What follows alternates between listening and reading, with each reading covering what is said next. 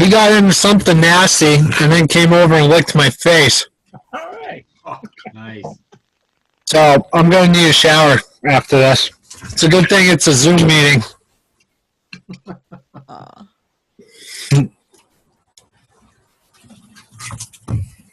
UPS guy.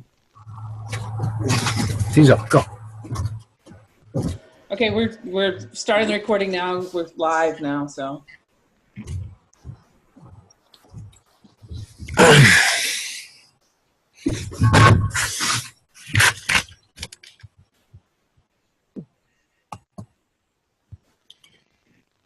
The 19th.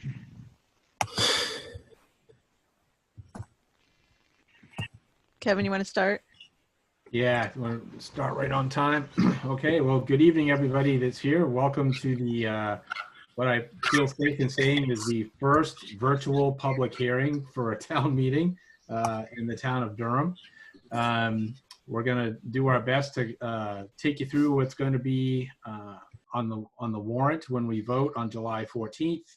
And Ruth's going to do a presentation and taking us through in some level of detail. And then when her presentation is over, we will open it up for questions from people attending the meeting. If you wish to ask a question, there's a couple of different ways you can do that when that time comes. You can use the raise your hand button at the bottom middle of your screen. And then we will acknowledge that and basically turn on your mic so that you can actually ask your question. Or if you'd rather, you can use the chat function and enter your question via chat, and we will do our best to get through all of those and answer everybody's questions about what's going on, what's on the warrant, and how we're handling town meeting this year. Just as a brief overview, this was obviously a very challenging year for a lot of reasons.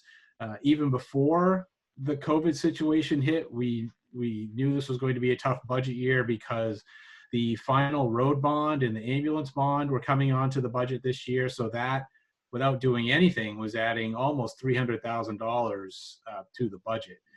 So once the COVID situation hit, the board's goal was to try to keep the tax rate at least flat to last year, if not maybe even down a little bit. And we think we put together a budget that accomplishes that, which, you know, kudos to the board and the budget committee for working very well together to do that. There were some tough decisions, but I think everybody approached it in a manner with the best interest of the town at heart and understanding the challenges a lot of our citizens are facing as individuals this year. So we certainly didn't want to put a tax increase on top of everything else people are dealing with. So I think with that, I will turn it over to Ruth, and she's going to take us through a presentation on this year's warrant, which is essentially just the budget questions. So Ruth, go ahead whenever you're ready. All right, so I'm going to change slides. I'm new at this too, so you're going to have to kind of bear with me. Okay, so why is the ballot so different than the warrant printed in the annual report? So some of you may have picked up the annual report, and like all other years, there is printed in the annual report a draft warrant. And the reason it was a draft warrant to begin with was because we had not completed the wording for the land use ordinance questions. And so we made it a draft with the final to be posted shortly before the town meeting. But then COVID hit, and we realized quickly that we weren't going to be able to have a traditional town meeting. And so we got together and the board put together this warrant. So why are we having a secret ballot? Obviously, the pandemic, the gatherings are restricted to no more than 50 people. After, I think it's July 1st, it might be, it might be now, but definitely after July 1st. We want to include the residents in town who are uncomfortable at this point in time attending town meeting. We need to commit taxes. We're on a calendar year. We're already halfway into our budget season, and we have no significant source of cash coming into the town. Um, the state allowed us to go off of last year's budget, but last year's budget is greater in many instances than what is proposed this year. And in addition to that, last year's budget would not take into account the new debt payment for the 19 road and ambulance bond, and an increase that we will see in curbside pick up the Pine Tree waste collections that happen throughout town. So what you won't see on the ballot, in an effort to keep the ballot as small as possible, and you'll see that it's 22 questions as it is, so that was cutting everything we could out of the ballot. We took, and also because there's not going to be a lot of discussion, and we felt that you would want discussion on some of these topics. So we took out the land use changes, the marijuana opt-in questions. We took out the question of changing the form of government to a manager, select board, town meeting form of government. We took out the questions reorganizing certain funds. We took out all of the funding of the capital accounts this year. We took out the market value adjustment partially to keep the tax rate down, and partially because we don't really know what the market's going to do this year. And we took out the donations. So what will you see on the ballot this year? You're going to receive, you should have received already, a 4-page mailer that has the questions on it listed out with some explanations to the different questions. There are 22 on the ballot, and it will be sent out with your state ballots if you do absentee balloting. So the first question you're going to see is a question to authorize the town to spend up to last year's budget on any specific budget.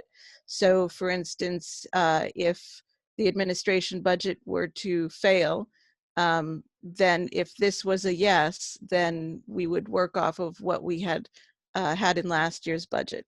So this is more of a fail-safe question, so that we actually may have a budget. If it's voted down and the budget is voted down, we would have to come back again and ask for a new vote to pass some sort of a budget. And you'll also notice that many of the budgets this year are actually less than last year. The second question that you're going to see is a question regarding the Public Works plow truck purchase. This is a capital purchase that was planned for this year.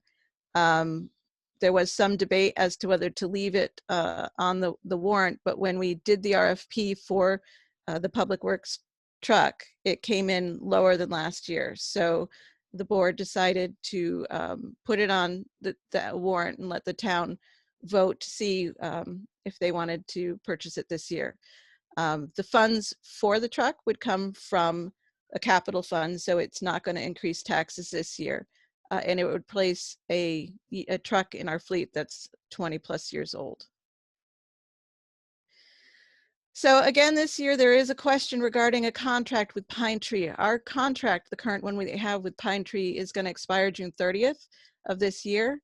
When we went out to bid, we got 2 bids, and both of them are significantly higher than what we had for the past 3 years. Partially due to the recycling market, which has crashed in the past couple of years. We received 2 bids from 2 different vendors, and Pine Tree Waste was the lowest vendor it was 32% lower than the next bidder. And then you're going to come to question 4 and question 7 through 11. And these are separated by a couple questions that I'll talk about in a minute. Question 4 is the budget for the solid waste, and 7 through 11 are the rest of the operating budgets. So there are 6 budgets, I think it's 6 budgets, that are actually less. Fire and Rescue Department, Public Works, Assessing, General Assistance, Cemeteries, Planning, and the Conservation Recreation budgets are all lower than last year. In an effort to keep the tax rate down, the board decided to cut in half the maintenance paving in the budget for public works. And so this was a huge chunk of the decrease in the budget, despite the increases for the debt and the solid waste. So there are some budgets that will increase or did increase this year. Administrative, animal control, our debt, Eureka Center, the solid waste, and the telecommunications. The administration increased by 3%, mostly due to an increase in elections this year because it's a big election year, and costs in regard to the retirement of our town clerk. Animal control is controlled by a couple of contracts that we have with the Coastal Humane Society and with Lisbon for animal control services, and both of those increased substantially this year. The debt increase is due to the first payment of the 2019 combined road and ambulance bonds, which is a 39% increase. The Eureka Center is a smaller increase. It's 2% increase. We did need to switch over from a propane furnace to heat pumps when the propane furnace died in December. And we're kind of unsure as to what the electricity is going to look like in the future. So we did increase that one a bit. Solid waste, due to the new contract, there would be a 21% increase that we would see this year.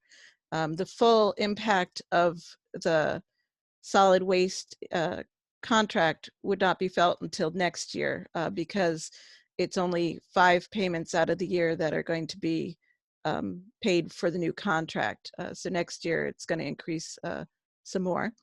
Telecommunications, there was a small increase in website hosting, which created a 1% increase in that budget, but all of that budget is paid from the franchise agreement. So we receive monies from the franchise agreement that we have with Comcast, and we use that money to fund that budget.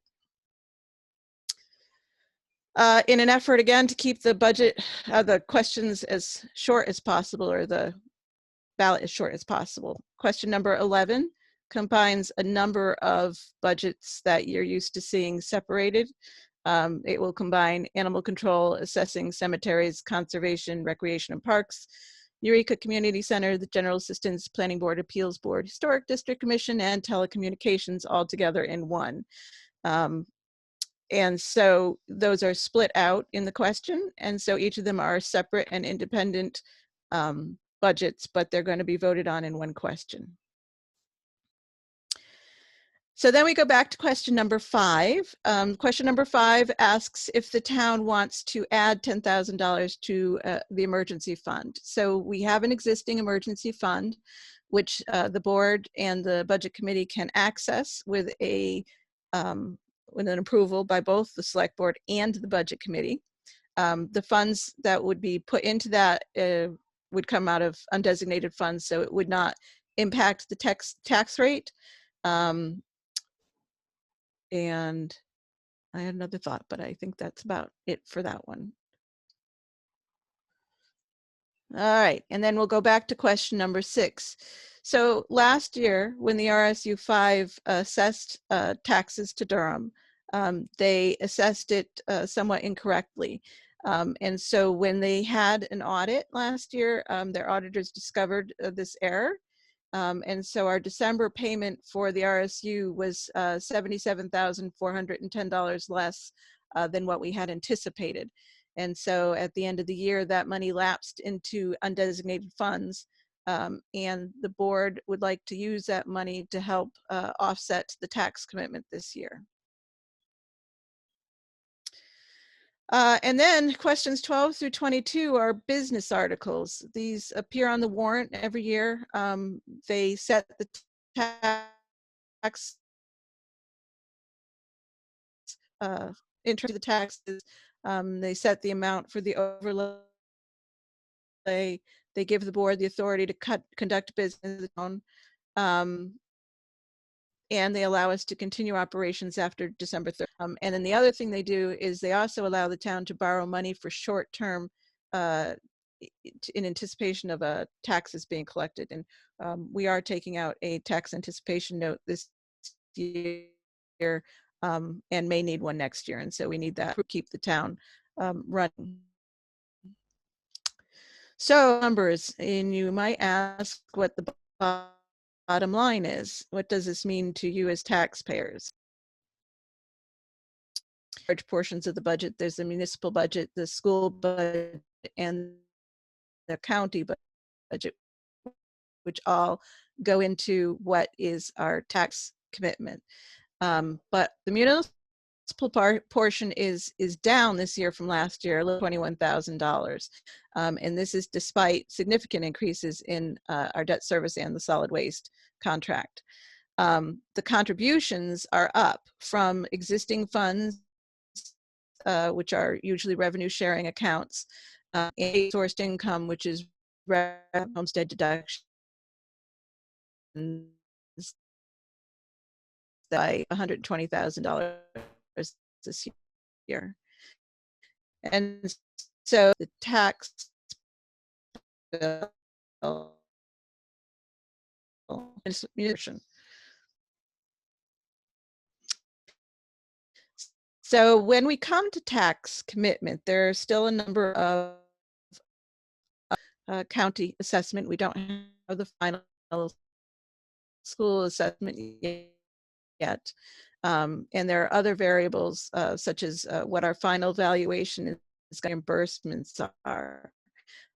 And so it's impossible to give an exact figure of what the tax commitment is going to look like. But the goal was to keep the tax rate flat this year, and it looks like we should be able to do that. So when do we vote? We are going to vote for this on yes or no questions. It will absentee ballots by mail, phone, or online through the state's website. You can also get absentee ballots during our office hours, which are somewhat abbreviated right now, but I expect in July at least we'll be opening full time. And then absentee ballots are going to be available next week. If you've already requested the absentee ballot, you should receive it.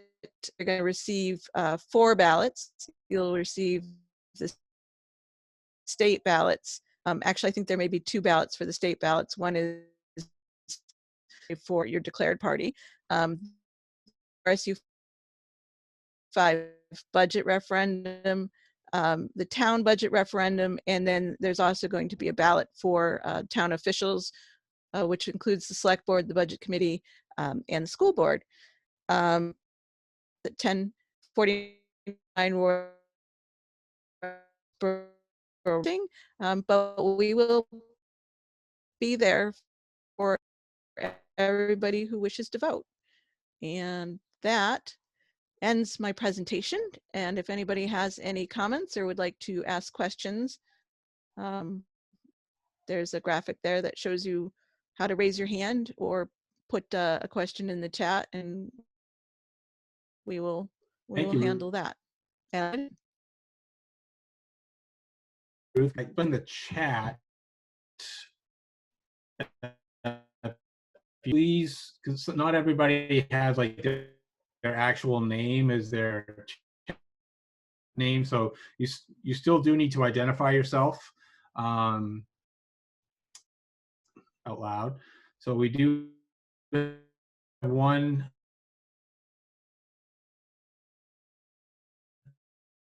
from John. So a tag price to help cover costs. This would make people more accountable for paying for what they use tags, and whether the board considered increasing the tag price to help cover costs. I don't recall that we ever discussed actually increasing the tag charge.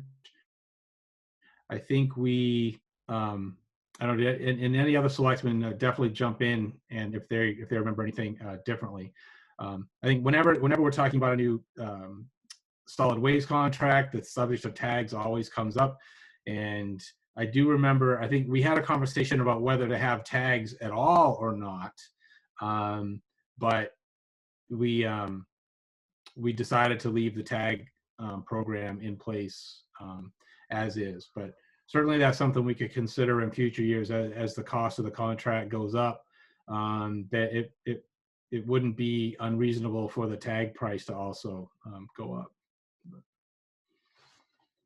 let's see. Looking for any raised hands. I don't see any raised. Oh, there's one. Okay, Lee, you should be able to, whoops. You should be able to talk now, Lee. Go ahead and ask your question. Great, thanks, Kevin. So I just wanted to first applaud the selectmen and the budget committee for a lot of tough discussions and being able to make some really hard decisions, particularly in maintenance paving and cutting that budget in half for the year in order to keep taxes on the municipal side at and actually below last year, especially where the solid waste budget's 21% more. I do want to mention a couple things. The plow truck was not unanimous on both boards, and I just want to make sure that I, as a member of the budget committee, mention that. The tax anticipation note, I want to make sure everyone understands, that doesn't come free. So it is a fact. It is something we will have to do, but just make sure everyone understands that is not something that is free. It means we're borrowing money in order to make it. And then the third thing is that something that I think is extremely important is looking at other options going forward for solid waste. And I hope that the selectmen will actually reconvene the solid waste committee and look at other options. I don't know what those other options should be, but every city and town is facing the same issues that we are, where recycling is not making money on the worldwide stage. And there have to be other answers out there. Thanks, Kevin. Great, thank you, Lee. Let's see. John has another question. Yeah, I'm going to go back. I was looking for the lower your hand on Lee, and then I'll go to you, Jeff. So John, on question 8 regarding the public works budget, how will this affect road costs in the future years? By keeping costs down this year, are we being short-sighted, and will we pay more later as roads continue to deteriorate? We think we're fine for 1 year, and we didn't cut all of the maintenance, we cut half of it. So we asked the public works director to prioritize his list of work. The fact that we have recently serviced most of the roads in town over the last few years puts us in a pretty good position to be able to take a year off, or should have a reduced year of maintenance, if you will. Certainly during this discussion, we were all kind of in the frame of mind that this is a 1 year deal. And something that everybody should probably be aware of is that we actually think the more painful budget is going to be next year's budget. That's when any significant impacts to revenue sharing from the state as a result of reduced revenue, or potentially lower amounts going to state aid for schools as a result of decreased state revenue from sales tax, decreased automobile excise tax collections because people are buying fewer vehicles. All those things are significant risks for next year's budget, but we are committed to bringing the road maintenance budget back to its normal level of somewhere between $350,000 and $400,000 per year. So we think for 1 year we're going to be okay. It's certainly not something that we want to do for multiple years. Okay, and Jeff Wakeman, go ahead. You can unmute yourself and ask your question, please.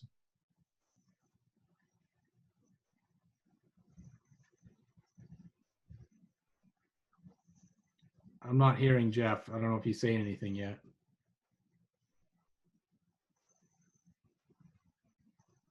Jeff, it shows your microphone symbol is not muted, but we're not hearing anything.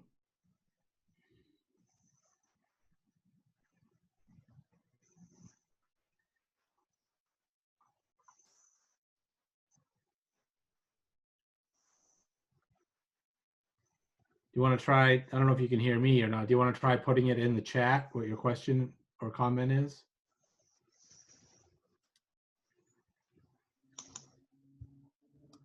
Evan, does the host have to unmute him, even though he's not I muted did, himself? I did. I said I did the allow to talk, and then the person on the other end has to unmute themselves. All right. I would say I would go to the next question, but there isn't one.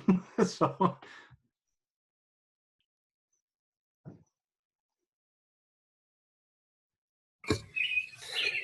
Oh, here we go. Here's Jeff's question. He says, I just wanted to thank the selectmen and also wondered what the undesignated fund balance was now. Ruth, do you have the answer to that?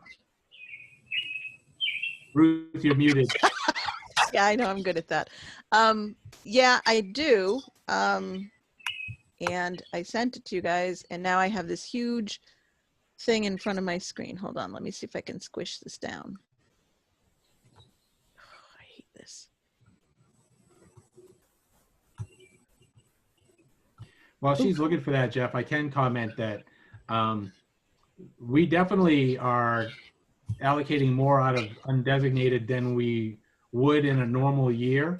But the fund was healthy enough, and Ruth felt comfortable that that we were okay using a little bit more than we normally use for this year because of the unusual circumstances.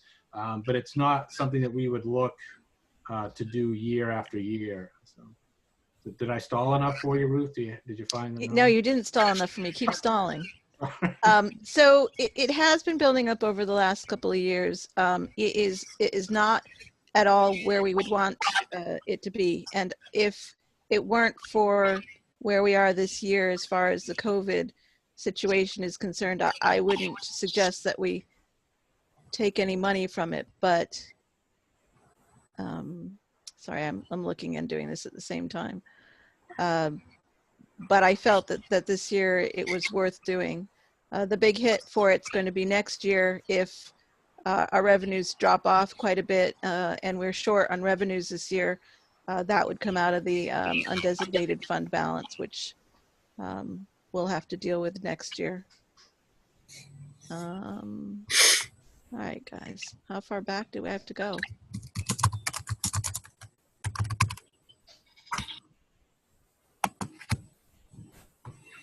Come on. Cash flow, mill rate calculations. All right, guys, I'm sorry, I'm coming up. It's over $1 million right now.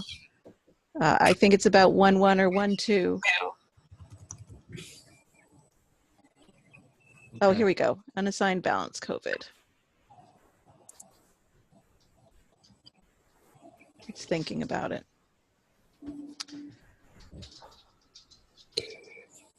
It's taking a while. Okay, so 2019, our unassigned balance was $1.2 million.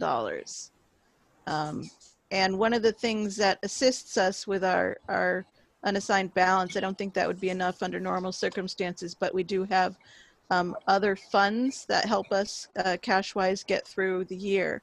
So if you do an unrestricted fund balance net of the bond proceeds, we're up over 3 million. And that's going to take a hit this year.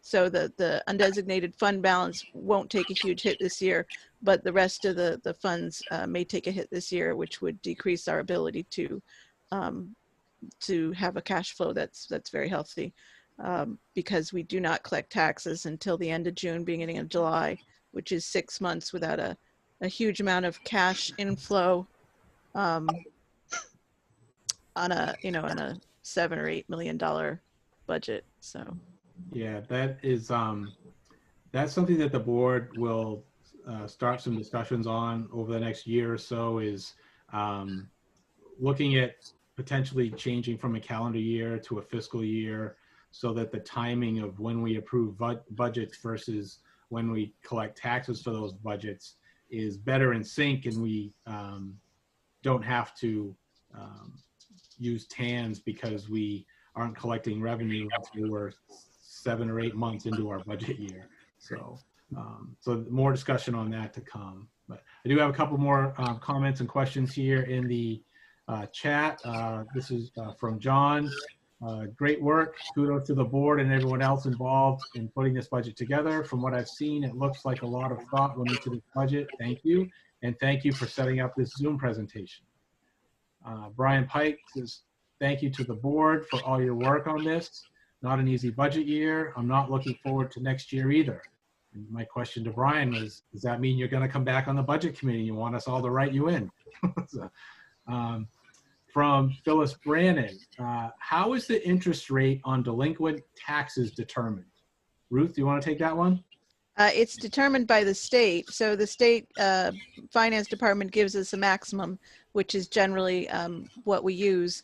The question on what we sent out says 9%, and we recently got a correction to that. And it's actually going to be 8% is the maximum. And we were able to catch that before the ballots were printed.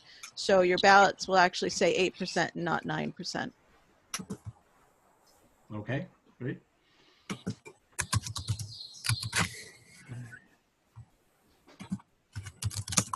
Any other questions or comments?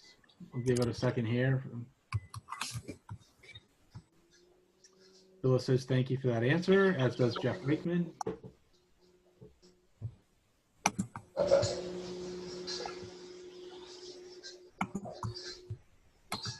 And we have a question from Deb Larry. Go ahead, Deb.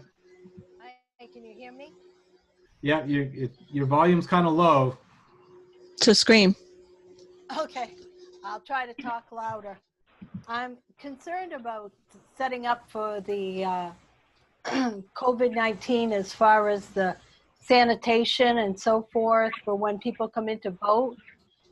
And I wondered if we are prepared to have people who would go out to the car and give them their ballots to vote.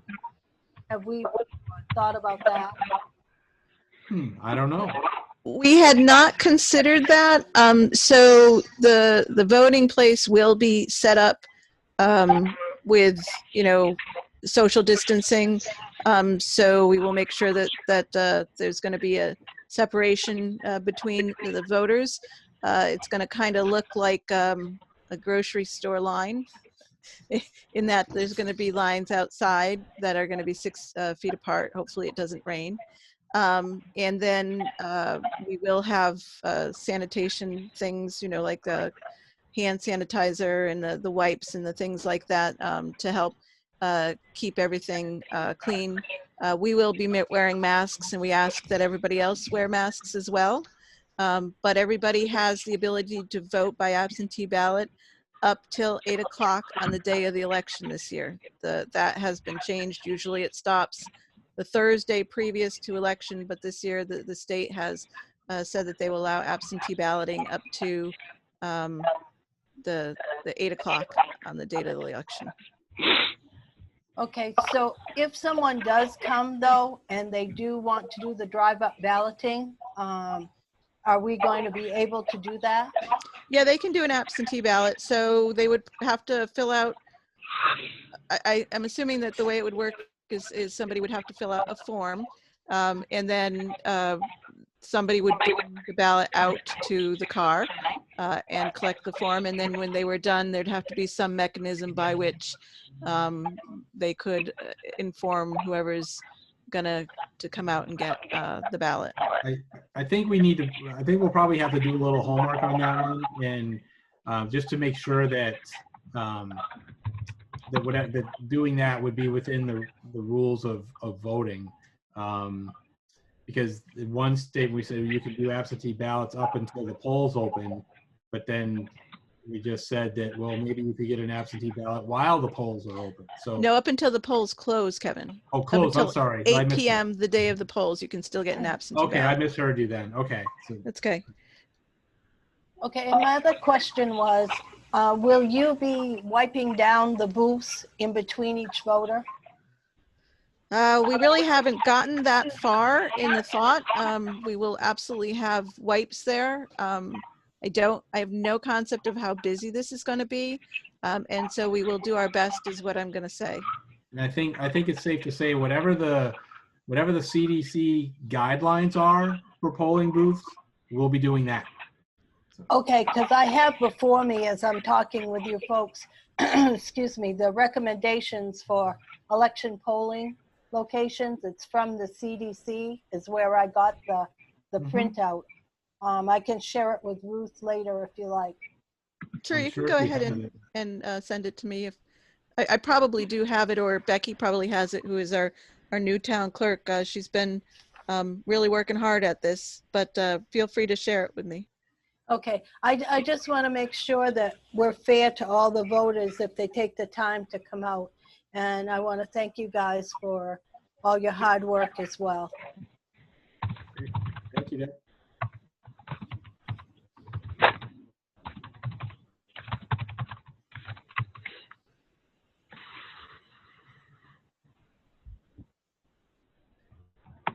Any other questions or comments?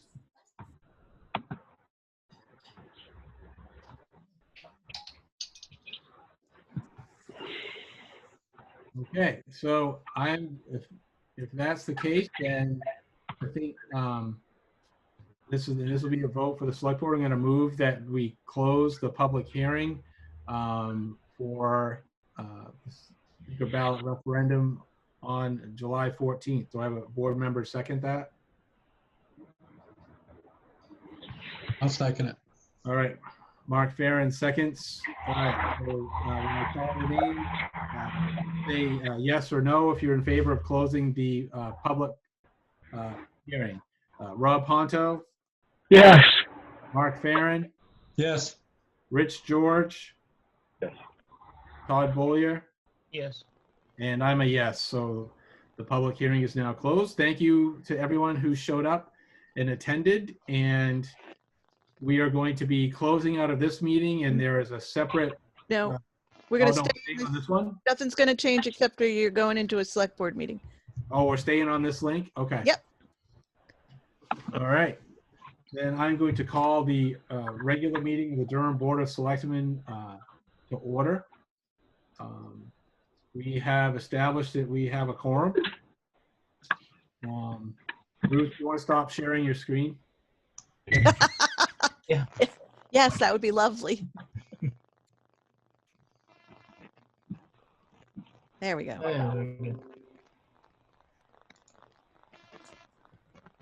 There we go. Okay. I want to make sure. Okay, so I'm promoting Chief to panelist so that he can talk and is on the screen. And I do not see Calvin here. Okay.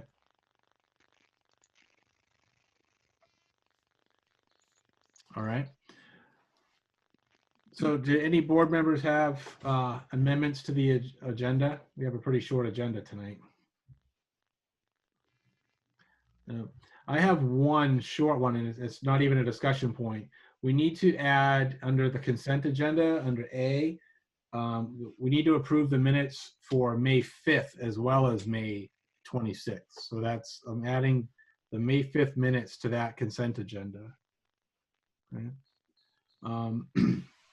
And actually, this is next on the agenda is public comment. So if there, same thing, if there's anybody that was here for the to make a comment for the regular selectmen meeting, you can raise your hand or type it in the chat. Kevin, I just wanted to say that I got an email from Becky this is about the last thing, but it says the state is sending us guidelines and personal protective equipment along with sneeze guards, like the ones that we thought of doing at the office. So the state is sending us personal protective equipment and guidelines. Okay, great. Okay, so no public comment, and we don't have any action and discussion items tonight, so we'll go right to department committee reports, and Alvin's not here, so Chief, you're up. All right, good evening. Did everyone, I know it came in late again this afternoon. I tried to hold it till closer to the meeting so there isn't something that pops up that I haven't told people about, and then I typically push it back too far. So I'll try to get that out to you sooner. Did everyone get a copy of it? Mm-hmm. Okay. The biggest issue to discuss right now for me is the well and septic projects. As you can see by the report, the drilling, they're at 700 feet. And we do not have a sufficient water supply, so they're going to be coming in with a crew to actually frack it tomorrow. Not exactly what we wanted at all, but it's the only way to get this project completed. And COP's crew will be coming at some point this week to start the septic project. Excuse me. Been doing a lot of station cleanup, just where we've had the time and the staff to do it. One of the things I just did want to make the select board aware of that I'm looking at is when the department purchased the air compressor for filling the SCBA bottles, they also purchased a remote filling station that they had intended at one point to put on a truck. But that's never been done. There wasn't a truck that was spec'd that could really fit it. We don't have a use for it otherwise. It's just sat there taking up space. So I'm seeking information about its value right now and working with one of the representatives through the State Fire Service to find out about possibly selling that, because it serves no purpose. It takes up space. But I need to make sure that I've jumped through all the hoops appropriately, because to my knowledge, it was purchased with grant money. So I will keep you up to speed with that. It's like I said, it's not removing a piece of equipment that's been in use at any point. It's just simply been here.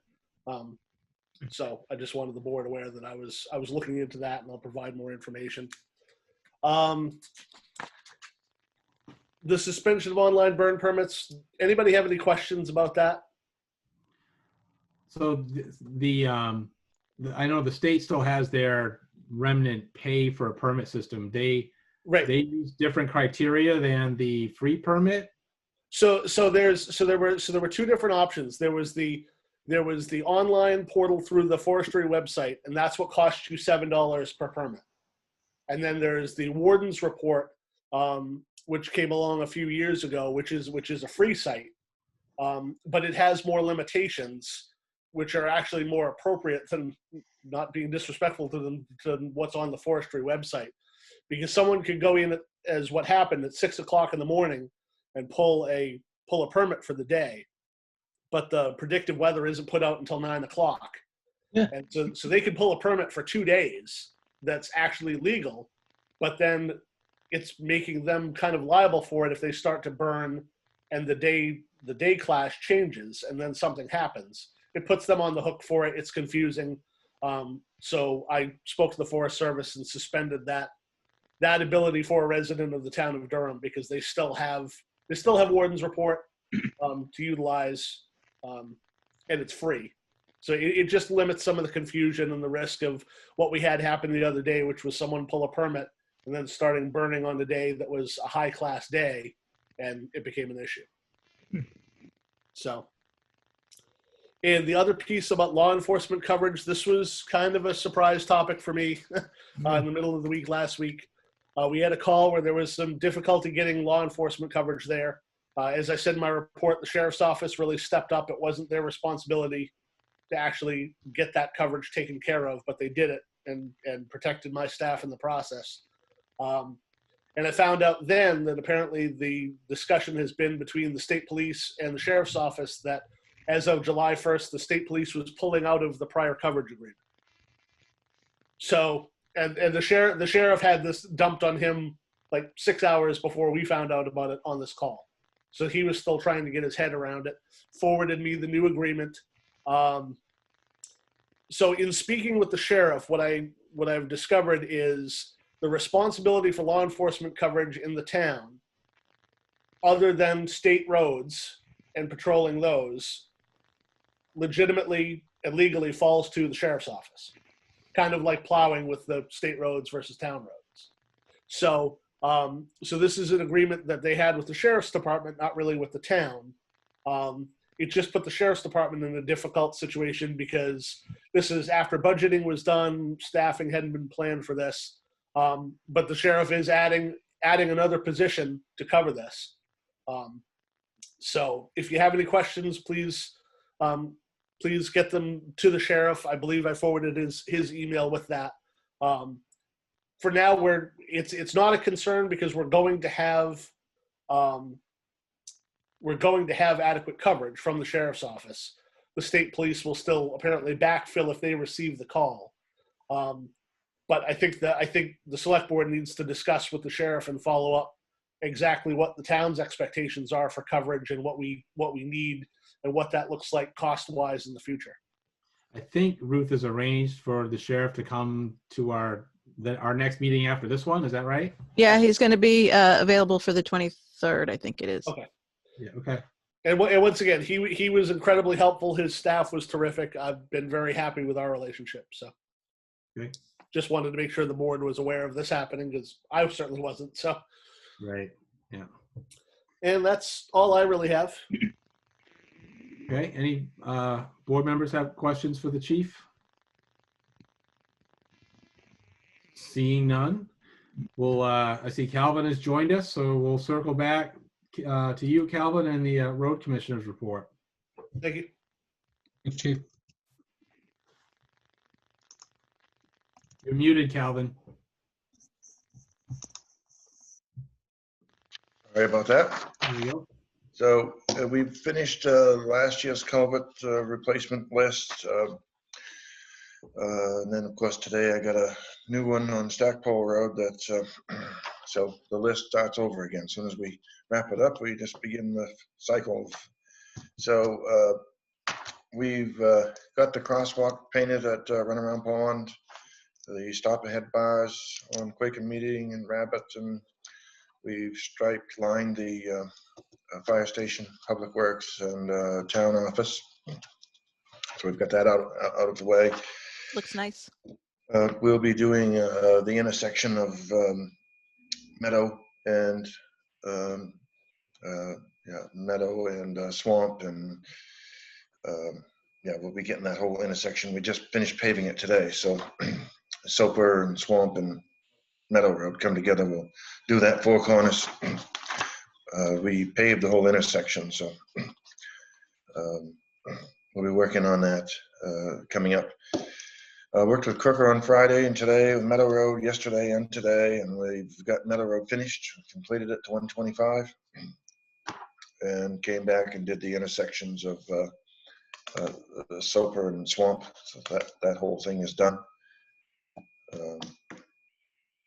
We'll be moving the speed radar. Tom, he was on vacation last week, so he's back, and we'll be collecting the data from that and moving it to a new location. Plan is to move it to the other end of the road, facing back this way, to see if there's a difference from Brunswick to here, unless anyone has any other requests. We'll try it on the other end for a week or two, and then move it somewhere else. I did put the request in, speed study. I did not put the request. I've been collecting the information. I've got the application, still working on that. We'll get that done this week and into them. Working with Crooker on Day Road. We've realigned the center line a couple of times, gotten that where it really fits well. Moved back the ditches, and it aligns up with 125 a lot better. We had to rip wrap the embankments and the ditches coming in. Looking to grind that up. I would assume this week. I think they'll be done tomorrow with the box cuts under drain and be ready to grind that up this week. I haven't gotten a definite answer yet. I know the reclaimer's parked down the street, so I know they're ready to go with that. Working in Deervale neighborhood, Cottage Woods in Deervale, we've done a lot of tree trimming that's really grown in over the years. And so that finished, and today we actually changed the cross culvert, the 24-inch culvert on Cottage Woods. I posted a picture of that on Facebook earlier, but I don't see it, so apparently I must not have hit something. So, not there, so I apparently thought I sent it and didn't, but I'll work on that, and that's about what I got. Okay, any questions for Calvin? No? Okay, great. Thank you, Calvin. Thank you. Ruth, did you have a town administrator report this week? You're muted. Okay. No, I did not send you a report this week. I had meant to, but I did not get to it. So I guess the only things that I really have is let you guys know that we've been busy, very, very busy at the town office. I've been there on Thursdays and Fridays. We've had lines pretty much all the time. And we have over 300 requests for absentee ballots already. And we do not have the ballots yet. So that means it's going to take a lot of time for us to stuff and address all of those ballot requests early next week when we get the ballots. And all of our appointments in the morning have been booked as well. So I would like to continue status quo for now so that we have the time that we can do the absentee ballots and get through that portion of the job that we're going to have. The TAN did close today. And so we have access to that money now. So we will need to access that for the school payment this month. And then obviously for the school payment next month. So I think really that's about all I have, unless you guys have any questions. I'm not seeing any. So, okay. Good job, Ruth, Thank you. especially on the town meeting. That went well. Thank you. Yep. This is nice and clear and concise. Thankfully, the governor came through with her very clear message that was good. Oh, on the secret ballot thing? Yes. Yeah. Okay.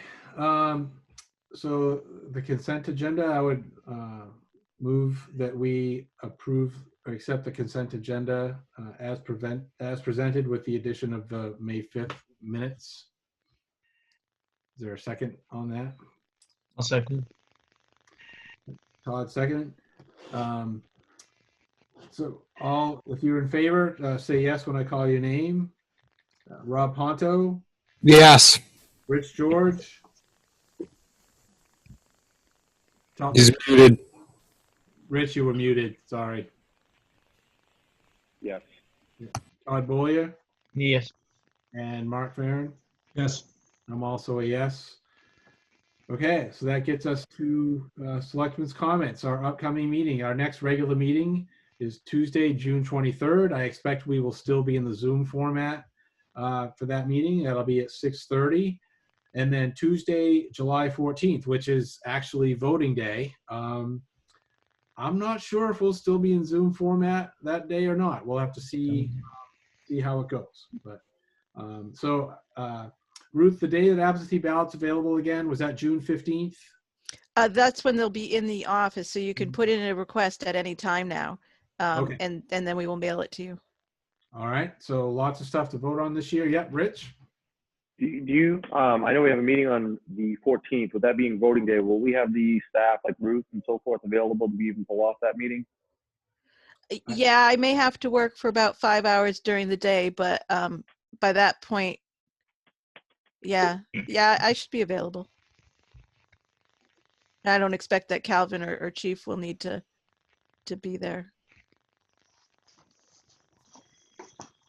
Okay. Anything else? All right, I move that we adjourn. I'll second that. Todd seconds. if you're in favor, somebody got to second this, we can go. I was gonna say go home, but We are Um, home. Have another beer.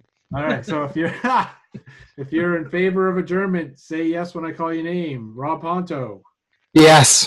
Rich George, Yes. Todd Bollier, Yes. Mark Farren, Yes. and I'm a yes. So thank you all. Thanks to everybody that attended the public hearing tonight, and have a good night.